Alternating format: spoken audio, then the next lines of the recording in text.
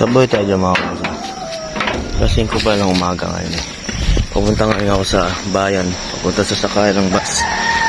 Kasi pupunta ako ng Baguio ngayon para dumiskarte ng pera para sa pangkabuhayan namin. Siyempre, ilang buwan na kami. Walang pumapasok na income. So tagtuyot kami sa pera. Ang mahirap na part kasi doon, gumagastos kami kasi walang pumapasok na pera. Wala pa yung separation pay ko galing trabaho. Nakakatawa lang isipin mga koso na pagbaba ko ng bus, hinahanap ko yung Vortex. Akala ko random din kasi feeling ko lalagpas na ako. Pagbaba ko, tapat ko pala Vortex. Galing, sakto. Ito may sinasabi ako. Sakto. Vortex.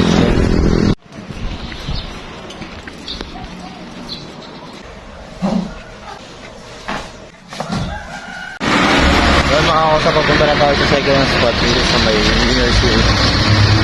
At nabili tayong kape Sir Mac. Hindi ko alam yung presyo ng cost kasi Mac. Sir Mac, thank you po sa free coffee. Yun mga kosa, hindi na ako sa Inner City sa crossing dito sa crossing ito. One way yan.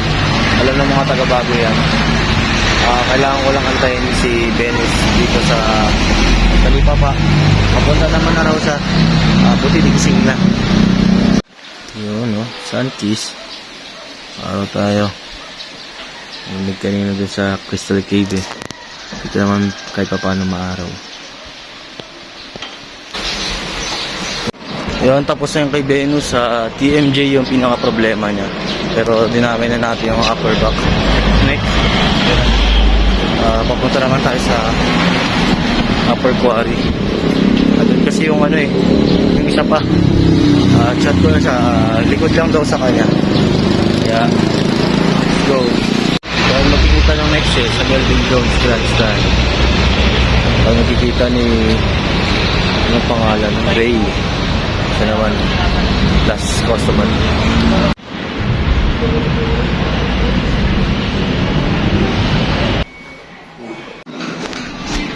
Yun.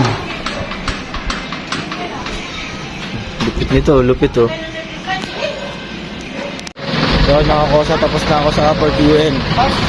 At siya yung pang-apat na customer ko ngayong araw.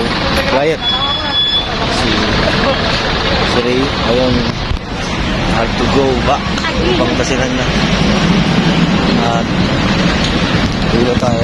11.